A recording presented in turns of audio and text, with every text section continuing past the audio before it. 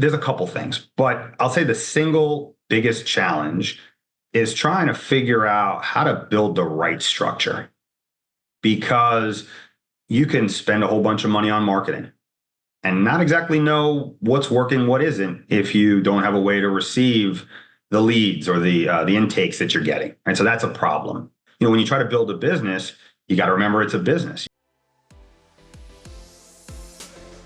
If you're an attorney in the pursuit of a successful law practice, fulfilling career, and the life of your dreams, this podcast has it all. Behind the Bench gives you great tools to overcome the unique challenges you face every day as a law firm owner. Welcome to Behind the Bench podcast with your host, Josh Konigsberg, author, partner, and co-founder of Law Firm Marketing Pros and lifelong entrepreneur. Welcome to another captivating episode of Behind the Bench podcast.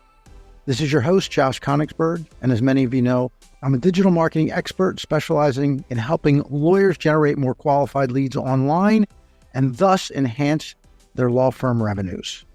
Join us as we explore the fascinating realm of law, featuring insightful discussions, seasoned lawyers, legal experts, and industry leaders. Special thank you to our sponsor, Law Firm Marketing Pros. They get you more leads, more clients, and more profits. Konigsberg here with another exciting broadcast of Behind the Bench podcast. My guest today, super excited to introduce Lee Rudin. Lee is the founder of RUDIN Law and is a dedicated personal injury attorney committed to fighting for the little guy. I love that. Since launching his firm in 2023, Lee has made it his mission to stand up to insurance companies and corporate power, ensuring justice for those who have been wronged. Recognized for 6 consecutive years as a Louisiana super lawyer, rising star from 2019 to 2024, Lee also serves as a board member of the New Orleans Jewish Community Center. His motto is clear: it's time to stop being polite and get rude. Lee, welcome to the podcast. Thanks for having me, Josh. Appreciate it. Really looking forward to it. So let's just jump right in. So I know you founded RUDIN Law just a little over a year ago, June 1st, 2023. What inspired you to take the leap from being an associate at another firm and start your own firm? So let me think. I think it was The Godfather, right? Where they say they make you an offer you can't refuse. We're going to flip it, and we're going to say my last firm made me an offer I had to refuse. So I was working. I've been a defense lawyer. I was a defense lawyer for a dozen years. Came out of school, worked for 3 different defense firms in New Orleans.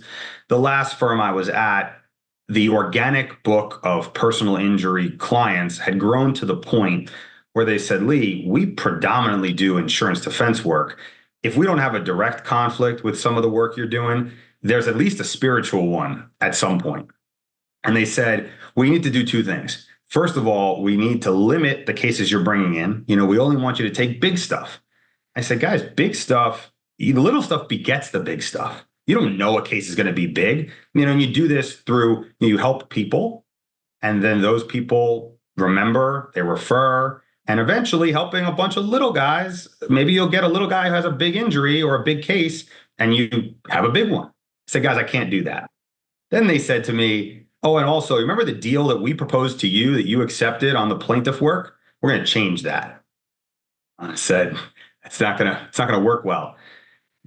This was one of my good friends. He was one of the named partners over there. And, when I didn't talk to him for a month or didn't have a conversation about what they had said for a month, he said, I knew something was up. And he finally cornered me in the office and he said, all right, man, what's going on? I said, I'm leaving. I said, you know that my heart is in the plaintiff work. I do the other stuff because that's what we've done for so many years, but this is what I like to do. And this is, what I care about. I said, since you gave me the ultimatum, I figured out how I was going to do it, and I'm ready to go. I'm going to leave graciously and do it the right way, but I'm ready to go whenever you tell me it's time to get out. And that was it. And how long was that till he told you? So I talked to them. I was going on a vacation with my family. We were going to Mexico. I got this message from them on a Thursday. I was leaving Saturday. I spent that entire week while I was away making phone calls, talking to people I knew, figuring out how to build something from the ground up. And I was out of there by May 31st because I launched June 1. But Okay. it was kind of a slow exit. There were cases that I was actively involved in. I was leading. I told them I wasn't going to leave them in a lurch and just drop everything. So I finished up several cases I had with them. I had some legacy clients of my own that were on the defense side. So I finished up that work and I tried to do everything the right way because that's how I'd want to be treated if I was leaving somewhere. And then, so I started my firm in a hybrid model. We did some defense, some plaintiff. My slogan was put the work in because I thought it met both sides. And then effective January 1 of 2024, we started telling people it's time to stop getting pushed around, stop being polite, and get rude. Get rude. Love it. Love it. Love it. It reminds me just a little bit of that scene from the movie Jerry Maguire when they let Jerry go and it's his best friend that's got, hey, I thought we were friends. Man, it's not show friends, it's show business, right? Show business. That's funny you say that, and maybe this will dovetail into something else you wanted to ask me. But that's my favorite movie of all time. And I chose to go to law school because I wanted to be a sports agent. And I went to Tulane because Tulane has one of the preeminent sports law programs in the country. The professor there happens to be a good friend of mine now, but that was where I wanted to go. And then, I came to learn over time that maybe being a sports agent wasn't exactly what I wanted, and I should learn to be a lawyer first, even if I chose to go back into sports. Anyway. There you go. Love it. Okay. Love that movie. Some great one-liners of all time, right? So classic. All right. So, what has been the single biggest challenge you faced starting out and from, just being about a little over a year old, and how did you overcome it?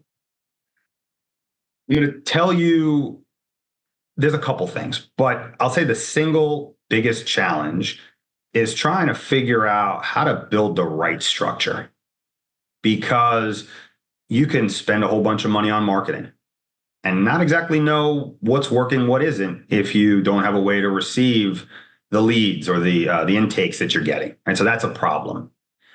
Staffing has not been a challenge. There's a ton of great resources, a ton of people that I know locally that were ready, willing, and able to come join my team.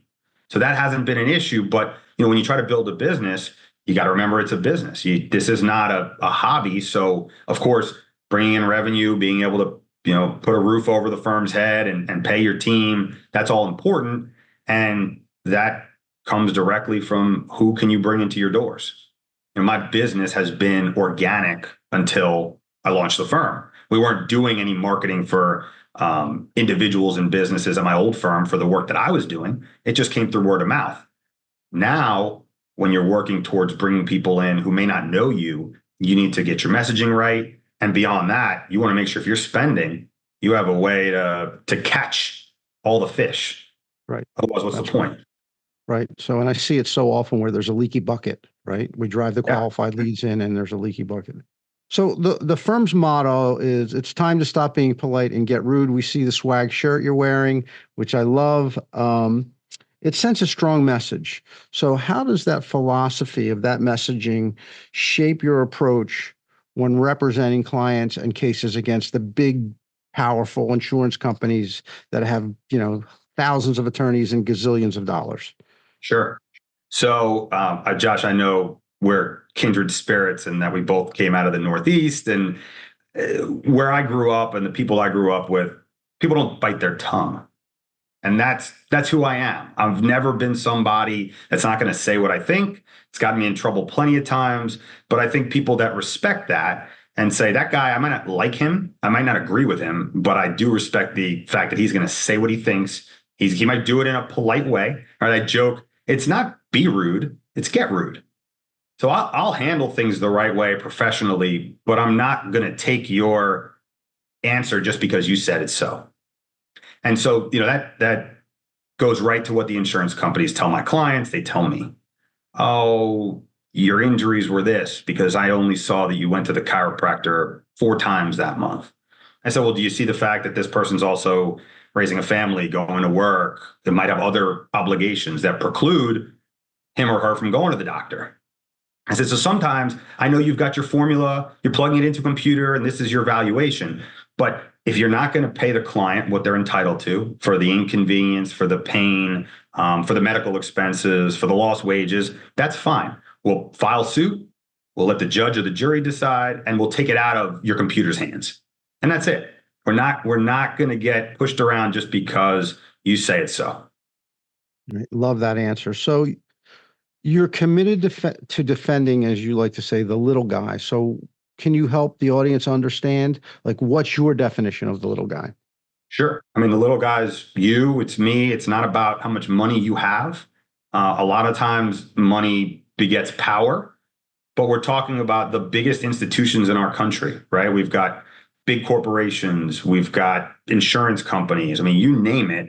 And those are the entities in this country that they make the laws, they fund the politicians. If there's something out there that you don't like, it doesn't matter how much you shout from the rooftops. If there's not a million of you or a big lobby standing up for you, you're not going to affect change.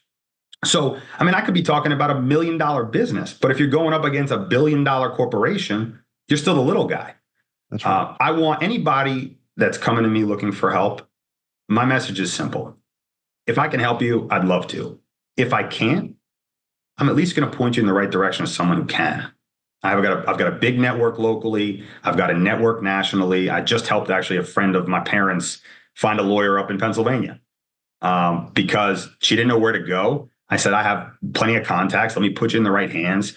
Because at the end of the day, even if you never hire me, you might tell somebody else, hey, that guy in New Orleans, that was a great guy. He helped me out when he didn't have to. And that's it. That's the world these days. I call that an abundance mentality, right? So you've been recognized as a Louisiana super lawyer, rising star for 6 consecutive years. Congratulations. That's amazing. Thank you. What's the secret sauce for providing such consistent high-level service year after year that sets you apart from your peers? I don't know what everybody else is doing. So I can't tell you that this person's doing this wrong or that person's doing that wrong. I just know what we do, and that's what I focus on. There are a lot of accidents, a lot of injuries in the greater New Orleans area and across the state.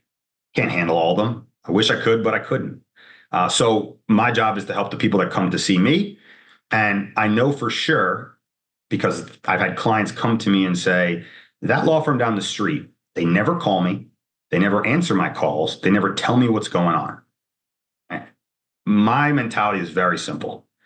I can't take every unscheduled phone call. I can't respond to every text message right away, and I can't respond to every email right away. However, I will respond to you. You can meet me whenever you want. We'll schedule a time, a call, whatever it is. If you need something immediate, but I can't get to you, I will give the information to my team so they can get it to you.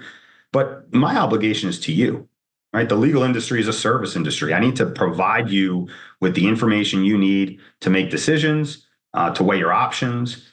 And if a client's coming to me and saying, I don't know what's going on with my case from that other lawyer, I say, bring it to me. Let's look at it. Let's see if they're doing something that I can help you better. And if I say, look, this is just a creature of what's going on at the state of your claim, I'm not going to tell them to leave their lawyer. Your lawyer might not be doing anything wrong. Right. But they should answer your calls. They should respond to you.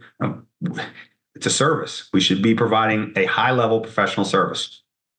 that the way we phrase that at Law Firm Marketing Pros is communication is more important than results. And yes, we understand results are supremely important, but you've got to over communicate. So we're again on the same page with that. So you said something to me earlier. You said it's all about setting expectations, right? And so communication, that's the way you do it. I can't control, right? Like you can't control what other people are doing on the internet, right? You're trying the best you can, but you can't control the strategies they're employing. You can only react or be proactive to try to defeat those. I can't control that the person that rear-ended my client only had $15,000. I can control that I give my client the information so that next time, if they ever get in another accident, they've got a substantial uninsured motorist policy. So if they get hit by someone that's underinsured or uninsured, they've protected themselves. That's my obligation. But I can't control what the world is doing around me. That's right. Let's switch gears a little bit and talk about your client relationship management. And actually, that's a great segue into that. What has been the most rewarding experience since you opened your doors in 2023? Maybe some lawyers will respond to this talking about the biggest verdict they got. That's not what I'm going to do. We had a hurricane that came through the greater New Orleans area back at the end of 2020, the end of August 2021, Hurricane Ida. And the court system, the area got overwhelmed with claims.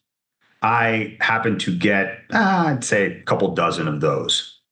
And one particular claim sticks out at me because of how the homeowner responded when we were all done. She felt like she was getting an unfair shake from the insurance company. She was getting an unfair shake. She may have gotten an unfair shake from the vendors she had hired, right? The public adjuster, the mitigation company. She may have been taken advantage of in a variety of ways. I said, look, that's not for me to deal with at the moment, although we have to navigate it all to get you where you want to go. She thought she wasn't going to get anything. The insurance company was pointing at her vendors. The vendors were pointing at the insurance company. And I'm sitting there trying to play referee while I move that ball across the goal line for her. Long story short, there were depositions taken. There was, she was deposed. The vendors were deposed. There was a lot of negotiating with the insurance company and showing them why we were going to succeed here. And they had exposure. And in the end, we got her a nice check that she could use after paying everybody what they were owed. She could use to rebuild her home when she thought she wasn't going to get a penny. And I remember her looking at me when the mediation was over. And again, in a text message I remember her looking at me saying, thank you so much. I never thought we would do this. Like, that was amazing. But more importantly, the next morning she texts me. I check in on her and she texts me and she says, you have no idea how well I slept last night. And that's why when I tell people, I said, it's not always about the check. Sometimes it's about, of course, getting what you need to rebuild yourself, your property. But sometimes it's just about the closure and knowing now the only thing you're responsible for is building back, not reliving the past. Positive impact. I love it.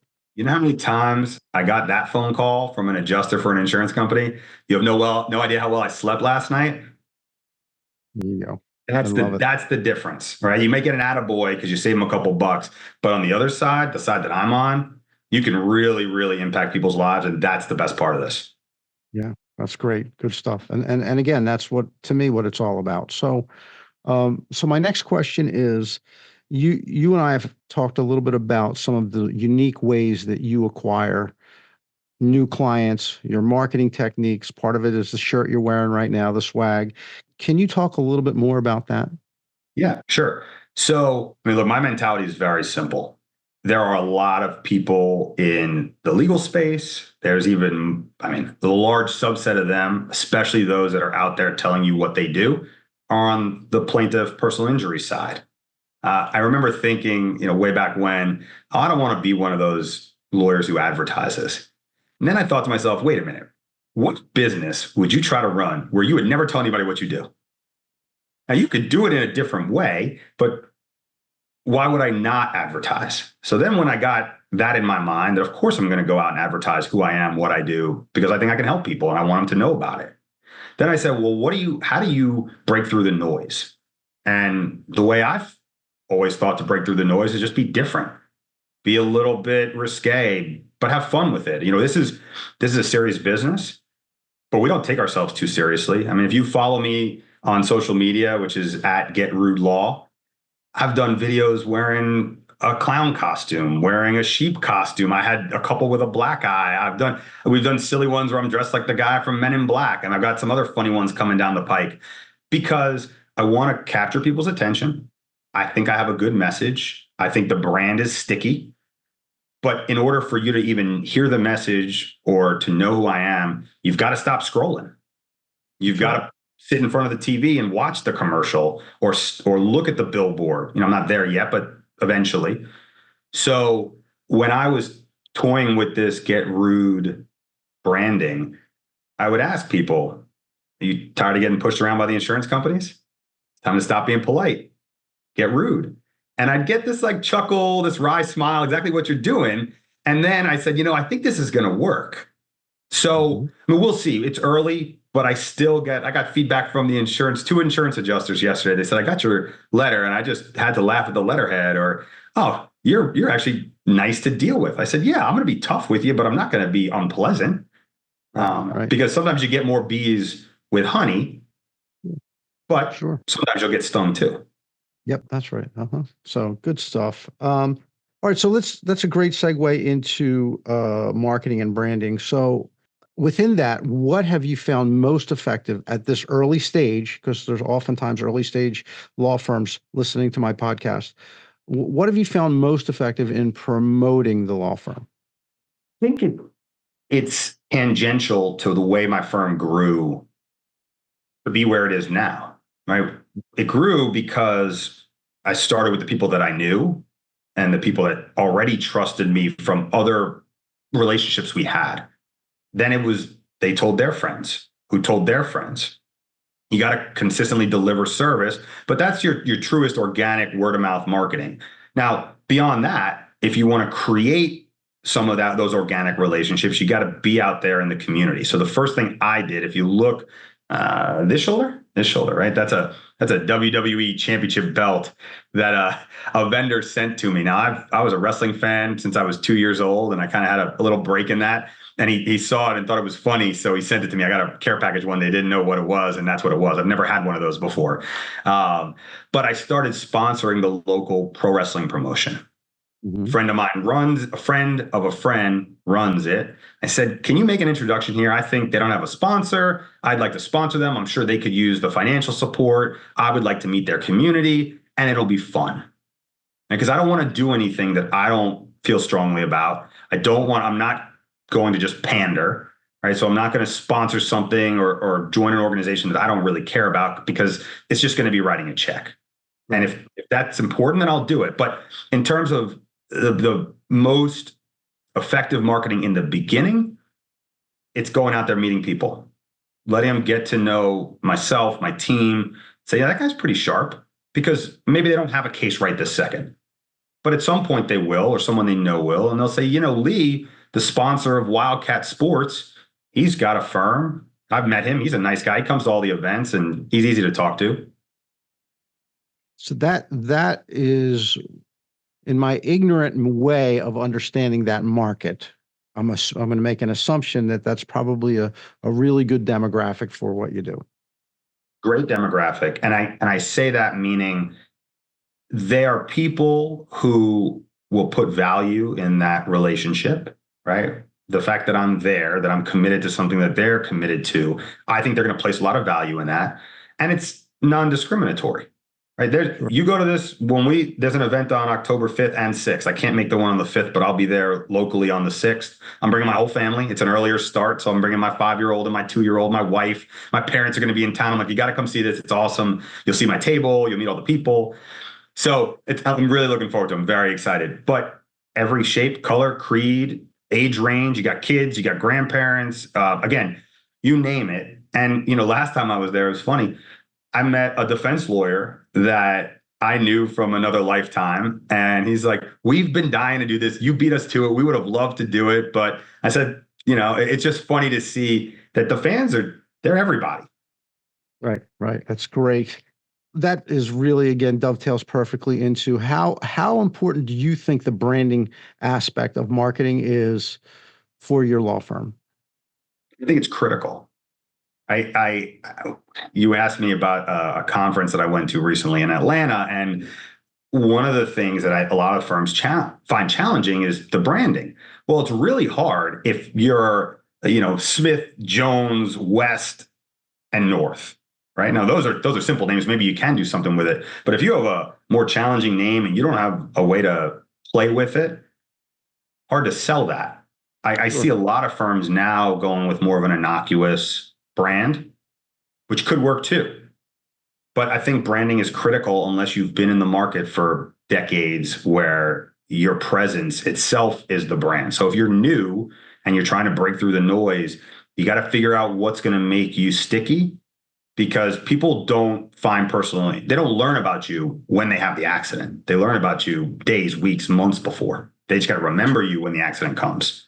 That's right. More and more as I talk to, especially personal injury, but even in the other categories of law that we service, more and more I'm seeing that where they're changing their names to something more specific to that's more branded to what they do. So, so you're right on point. So just pivoting over to financial management and business growth in general. So what are some of the key financial considerations lawyers should be aware of when starting a firm?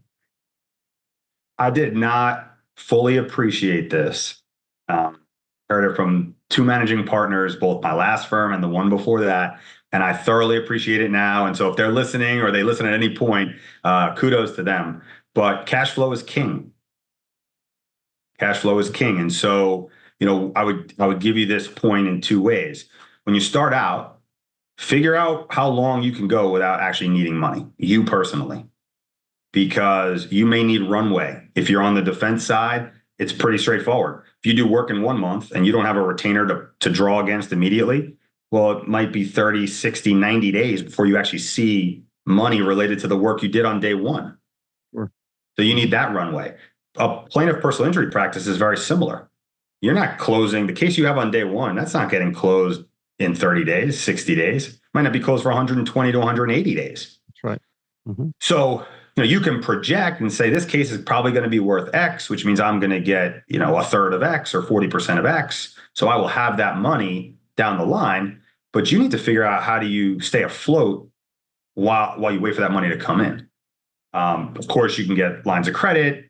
I hope you wouldn't launch a business with $0. You would have some nest egg built up to project, but that's where you want to be monitoring. And that part of what I've recently come to absorb is you want to be able to project out, when is this case going to close? What's the average time on desk, so that I can say this case is worth this, and I'll see that money in 6 months, 7 months, 5 months, whatever it is.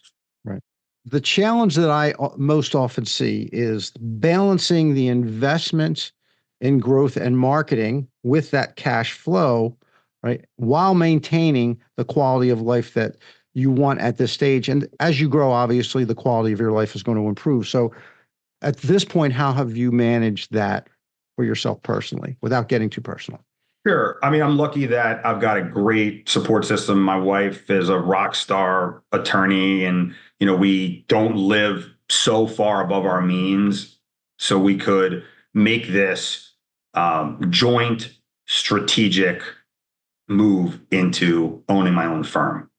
And not everybody has the same luxury, but, you need to understand that maybe the quality of life you had when you were working at a more secure, predictable job, it's not going to be the one you might have the first year, the second year. But the idea would be, if you stay here, eventually it starts to shoot up because of what you've built.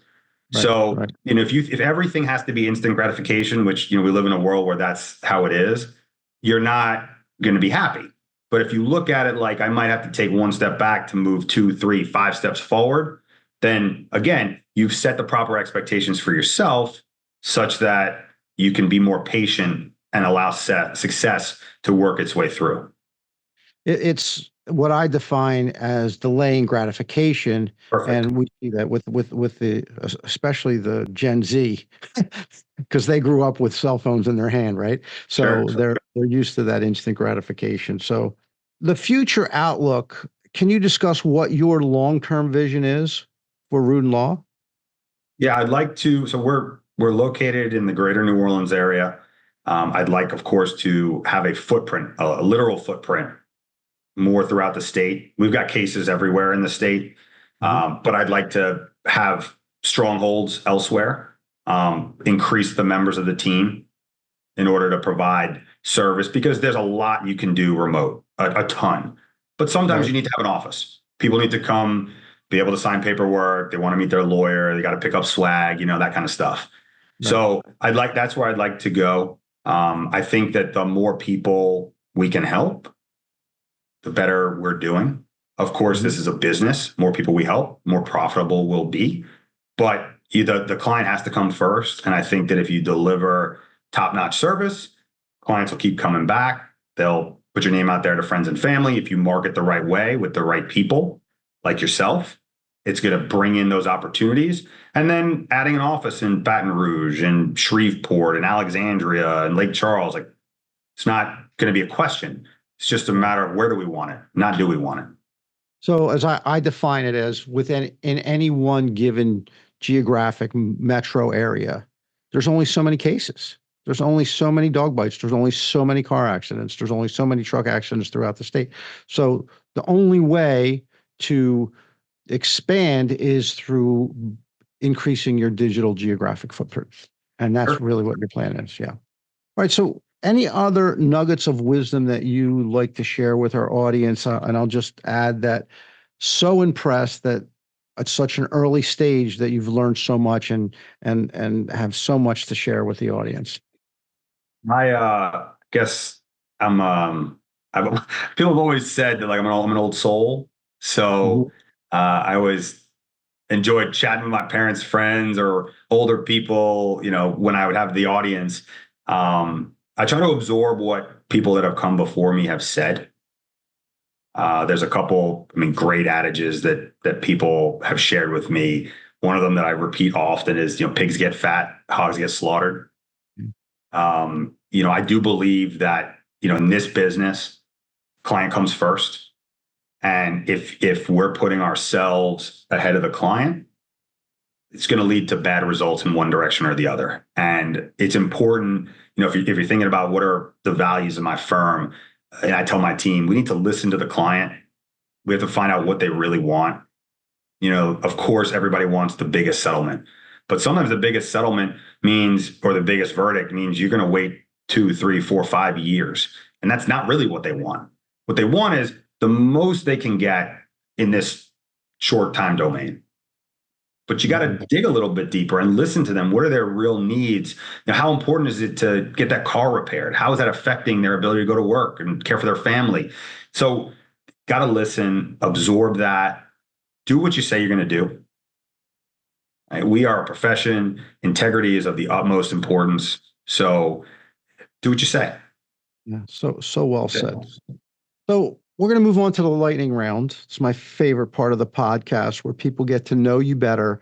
And we all know the saying, know, like, and trust. So this is where we get just a little bit more personal in just a couple quick minutes with 10 questions that I like to ask. So are you ready? Sure. What never fails to make you laugh? Good comedy routine. I find that if you get somebody who can wordsmith something perfectly, I'm impressed by their abilities. The delivery is important. I'm trying my best on some of these social media videos, but I love it. Do you have a favorite comedian? I wouldn't say I have one presently. The more I get random clips through the Instagram algorithm, I say, oh, I've never heard that guy, but he's awesome. I can't get enough of your Larry David, former Seinfeld, like that stuff, because it speaks to where I'm from and people that I know. I'm so impressed by their ability to hit the nail on the head. And I tell people who are not from the Northeast or may not be Jewish, I'm like, this is hilarious to you, but you don't know the half of it. Yeah, right. Exactly. So good. Yeah, so good. What's the best compliment you ever got? That's a tough one. I had a feeling you were going to ask me that. I think the best thing that people have said to me is that you were honest and fair with me. You didn't, especially as with my clients, you didn't take more than I got, or you saw that I was going to get less than you and you shifted some of that because you remembered, again, it's not the lawyer's case. It's the client's case. It's not the doctor's case. It's the client's case. Right. So I just try to be straight with people. Okay. Very good. Person that you'd trade places with for a day?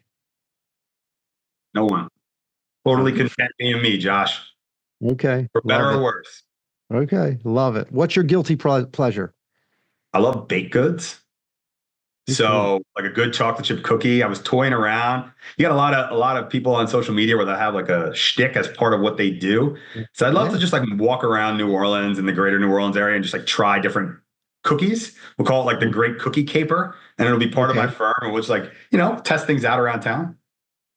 Love it. Biggest risk you ever took? I'll say walking across the room to introduce myself to my wife. Maybe that Okay. one, right? And then obviously starting this firm, you never know where things are going to go. It's a calculated risk, but it's a risk nonetheless. Worst piece of advice you ever got? Sit down, shut up, Okay. right? All I'm right. sure I remember my first grade teacher told me, "You're being rude, Mr. Rudin." And maybe that's where this all started from, right? Um, it's funny, my 2-year-old, my kids love the videos and the branding, and my 2-year-old will wear my shirts, and every shirt that has words on it, she thinks is a Get Rue shirt, a Get Rue shirt. And so she's walking around her preschool saying, Get Rue, and they don't have any idea what she's talking about. And then all of a sudden she's wearing one of my shirts, and on the back it says "Stop being polite," and the back it says "Get rude," and they had this epiphany. And then Right. yesterday evening, I brought all the preschool teachers Get Rude gear. I love it. I love Yeah. it. Talk about unsolicited marketing, right? Love it. Love it. So it's awesome. What do you wish you were better at dealing with? Putting my cell phone away. I hate that I know that I'm addicted to the phone. It's the lifeblood of my business, but it takes me away from my family when I shouldn't. I dislike it. I wish there was a better solution, but I haven't found it yet. If you find it, you let me know, please. I have an app I'll tell you about later. Okay. Mm. What is the one thing that you would like to change about yourself? Could be a little bit taller, Okay. right? I mean, I'm only 5'8.5". I got to squeeze that half inch. I could be 5'10", 6 foot. That wouldn't hurt. Yeah. There you Might go. be better at basketball. Apparently I was supposed to be 6'1", but that didn't turn out. My mother smoked back then, right? So you never know. Right? I'm thankful. My dad is follically afflicted, so I'm thankful I still got my head of hair. I like you. I'm a little bit taller than him, so I did okay. Yeah, right. There you go. Okay. What are you most passionate about? I love live music. It's probably one of the reasons I'm in New Orleans. There's music everywhere. I feel like in the world we live in, the business that I'm in, you can go to a concert. You can't really think about anything else. Music's too loud. You're focused. Allows you that release from the outside world, at least for a short period of time. So that'd be it. Okay. And who's your favorite musical artist? Contemporary, I'm big into pop punk. So I'd say the Wonder Years. They're a band out of Philly, where you're from. But if you look also over this shoulder, that's a piece of art from Bruce Springsteen. I had to go see him in Asbury when he played the recent music festival there. So I'll give it those two. Okay. So tell us something most people don't know about you. If you don't know me for a long time, I'm originally from New Jersey, right? So maybe some of my local clients and friends don't realize that I'm a transplant, but I've now lived here in New Orleans as long as I ever lived in New Jersey. So I've been in New Orleans 19 years, and I left to go to college down here at 18. So we'll go with that. Okay, great. That brings us to the end of the podcast. So Lee, thanks so much. Before we sign off, could you just please tell the audience how they can reach you? Sure. Our phone number, 504-500-5504. If that's too tough for you, you can go to getrude.com, and you can find us on all the social media platforms at @GetRudeLaw. Love it. Lee, thanks so much. The audience heard it. Getrude.com. Check it out. Appreciate having you on today. Thanks, Josh. That's now for Behind the Bench podcast. And thanks to our sponsor, Law Firm Marketing Pros. Bye for now. Thanks for listening to another fabulous episode of Behind the Bench. I hope you take action on some insight and tips you learned today. If you like what you heard, please like, subscribe, and share.